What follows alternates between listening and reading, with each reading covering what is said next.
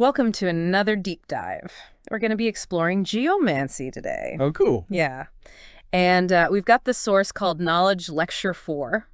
Okay. And it really dives into all these symbols. Right. And their hidden meanings and how they all kind of tie together. It's really fascinating. Yeah. So are you ready to unlock some ancient wisdom? Absolutely. I'm excited to see what this Knowledge Lecture 4 has to say. Geomancy, for anyone listening who might not know, is really about tapping into a system Okay. where these symbols are like keys Oh, interesting. to understanding ourselves Okay. and the universe. Very cool. So the source starts by talking about these things called geomantic figures. Have you heard of these before? I have, yeah. They have some pretty wild names like Pure, Puella, Amicio, Rubius, Albus. Yeah. Sounds like something straight out of Harry Potter, right? It does have a certain magical ring to it. Yeah. But what's interesting is each of these figures is connected to a specific zodiac sign. Oh, So imagine if you're looking at your birth chart, okay, yeah. but instead of planets influencing your personality and potential, Right. you have these geomantic figures. That's really interesting. So it's kind of like an alternative way to see yourself. Exactly. Maybe uncover some hidden strengths or tendencies. Yeah, absolutely. It's about understanding yourself through a different lens. That makes a lot of sense. Now, here's where things get even wilder. The source says even planets have shapes. Like Saturn is a triangle, Jupiter a square, Mars a pentagram. These star shapes. It seems so counterintuitive, doesn't it? We usually think of planets as these big spheres floating in space. I know, you don't really picture them with like edges and corners. Exactly. But it's fascinating when you think about it because those geometric shapes actually reflect the core energy of each planet. Okay. So like Saturn, with its rings and the sense of structure, Right. being represented by a triangle, a symbol of stability. Oh, interesting. I see. And then Jupiter, known for expansion and abundance, Right. being a square, which represents that kind of growth and foundation. Wow. So it's like each shape is like a different kind of energy. That's right. And that energy influences not only the planet itself, but also us here on Earth. Exactly. That's the idea. And then we bring in numbers. Okay. Our source talks about these things called magical squares. Magical squares. Uh-huh. And each planet has its own square. Okay. And it's built using these specific number patterns. Oh, wow. This is getting really complex. So what are these magical squares all about? So they're constructed in a way that the sums of the rows, columns, and diagonals all add up to the same number. Wow. And these sums aren't just random. They correspond to divine and spirit names associated with each planet. So it's like these numbers are forming words or names within the squares. Precisely. It's like a hidden language within the squares. Wow. That's incredible. So we've got these geomantic figures linked to our zodiac signs, planets with specific shapes, and magical squares with hidden names. Where do we go from here? Well, the source takes us into the realm of symbolic shapes, Okay. each one acting like a key to unlock even deeper levels of understanding. This is blowing my mind. Yeah, geomancy really is a fascinating system. So let's start with one. What's the first shape? Okay, so the first one is the solid Greek cubical cross. Okay. Now, this shape represents the 22 letters of the Hebrew alphabet. Oh. And according to the source, it acts as this kind of symbolic admission badge to a specific mystical path. An admission badge. Sounds exclusive, like a secret society or something. Exactly. You have to have the right symbol to get in. What about some of the other shapes? Another really fascinating shape is the solid triangle. This one represents fire, Oh, okay. but not just any fire. This is like hidden fire. Hidden fire. Yeah, like the molten core of the earth. Yeah. Or that potential energy that's within each of us, waiting to be unleashed. So it's like that spark of inspiration, like that drive to create or achieve something amazing. Precisely. Yeah. It's a symbol of transformation and growth. I'm really liking these shapes and these concepts. What's next? Next up, we have the Greek cross. Now, this one's connected to the sun's journey through the zodiac, Oh, wow. and it represents that cycle of life, death, and rebirth. So it's a reminder that everything is in constant motion. Exactly. Everything changes and transforms over time. Okay. What about the next one? All right, this next one is a bit of a mind bender. It's the Cup of Stolastus. Cup of Stolastus. Yeah, so it represents the elements, Okay. but not in the way you might expect. Oh, really? How so? Think of it like a cosmic cocktail shaker. A cosmic cocktail shaker. I like where this is going. It's blending these elemental forces in a unique and potent mix.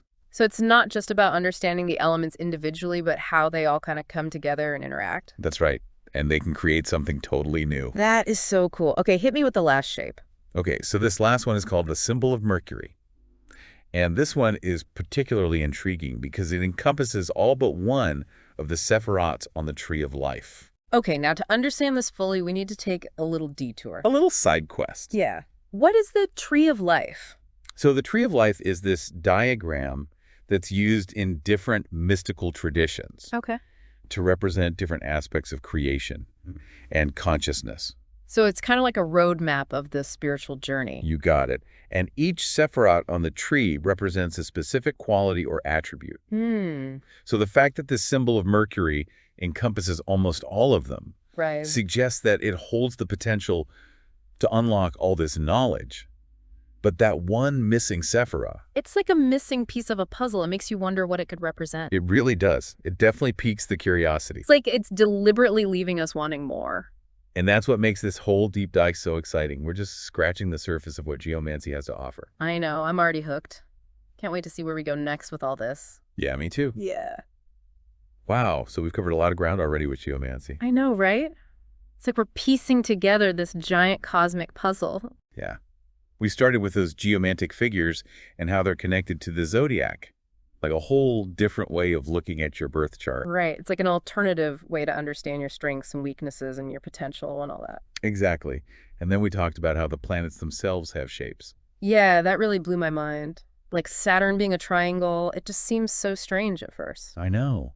But then when you think about how that triangle represents stability and structure, and Saturn's all about boundaries and limitations, it starts to make sense. Right. It's like the shape embodies the energy of the planet. And then those magical squares with the numbers adding up to the divine and spirit names, that's just wild. Yeah. The way geomancy connects shapes, numbers, and planets is just incredible. And we can't forget about those symbolic shapes. Oh, right. Like that solid Greek cubical cross. Sounds like something out of a Dan Brown novel, like a secret code or a key to some hidden knowledge. Yeah, that admission badge idea is so intriguing. It makes you wonder what kind of secrets or mysteries it unlocks. And then the solid triangle representing hidden fire.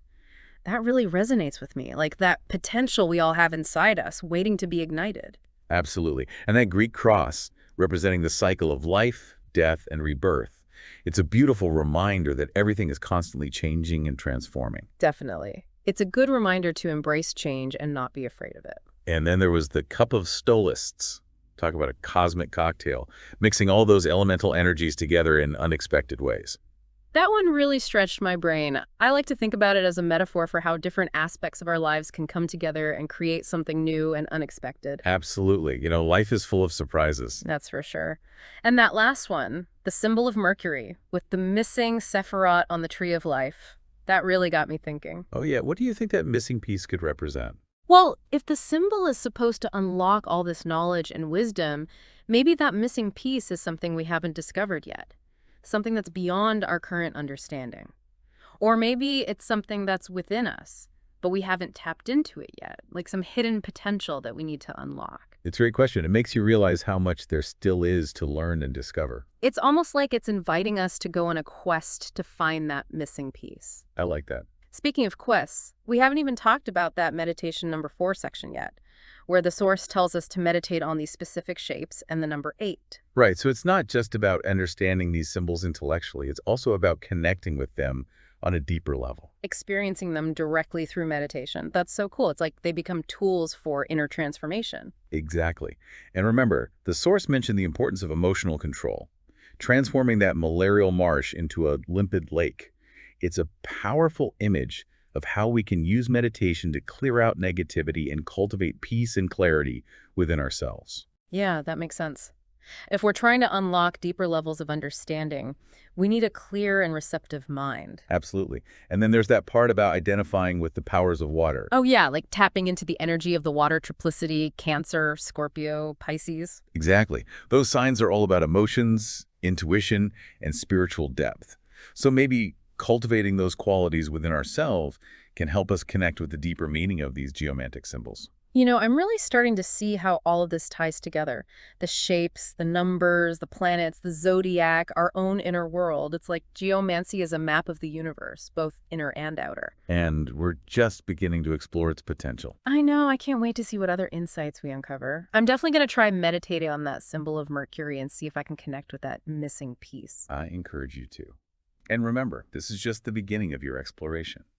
Geomancy is a lifelong journey of discovery. It's a journey I'm excited to be on. It's amazing how much ground we've covered in just this one deep dive on geomancy.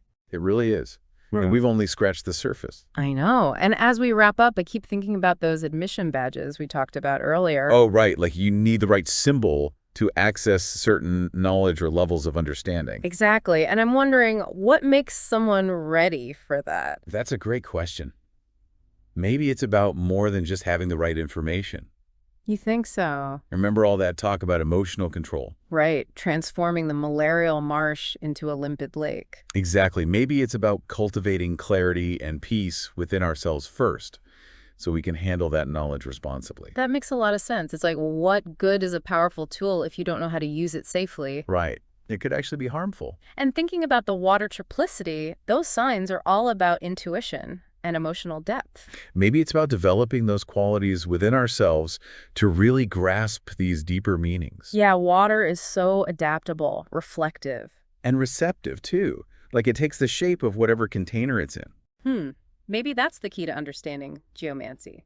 Being open and receptive to new ways of seeing the world. It's not about forcing understanding, but letting it flow naturally. This whole deep dive has been such a mind-expanding experience. I'm starting to see these geomantic symbols as gateways to entirely different ways of perceiving reality. And like any journey into a new world, it takes time to learn the language and customs. So true. It's not about memorizing definitions, but immersing yourself in the experience. Exactly. And allowing the wisdom to reveal itself to you in its own time. This has been such an incredible exploration. From those simple shapes to all this talk about planetary energies and emotional mastery. It really shows how interconnected everything is, the microcosm and the macrocosm. So to everyone listening, if these symbols are admission badges, what door are you ready to open? What mysteries are you ready to explore? Geomancy offers a path, but the journey is yours to take. So go out there and unlock your own ancient wisdom. Thanks for joining us on this deep dive.